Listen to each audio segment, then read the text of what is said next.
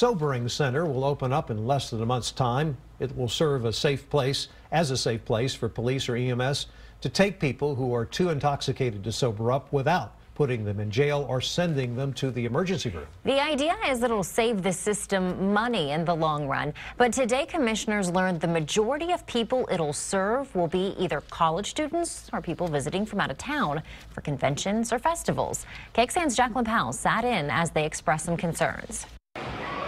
In Austin, being a festival and party destination, it's inevitable. People go out and drink too much. But we see it 24 hours a day, unfortunately. The Houston model. Del Seaton's ER director says that's clogging up his emergency room and the Travis County Jail. We definitely don't want these folks to be endangered. We want to make sure that they're getting what they need, but there are other places where they could get that done.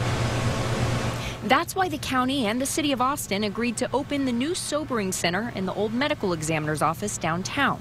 But Tuesday, commissioners expressed concerns that people getting help at the sobriety center won't have to pay for the services. But we will not charge. At this point in time, we have sufficient funding. I'm not happy with the fact that, no, we're not even going to try to collect. If you've got enough money to go and get intoxicated, wherever it is, then you have enough money to pay something. Dr. Christopher Zybel argues freeing up jails and ERs will still save taxpayers money in the long run.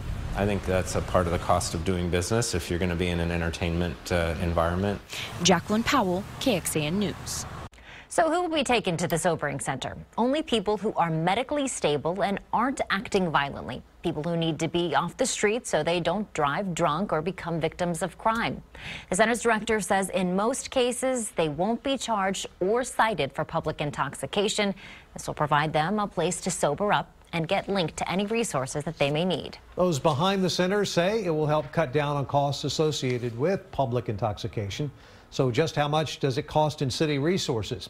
Take a look at these numbers from the state of Texas of what it cost back in 2010. An emergency room visit cost about $1,400. Transporting someone there, about $876. The cost to book just one person in a jail, more than $150. And an officer's time per booking adds up to between $55 and $97 per booking.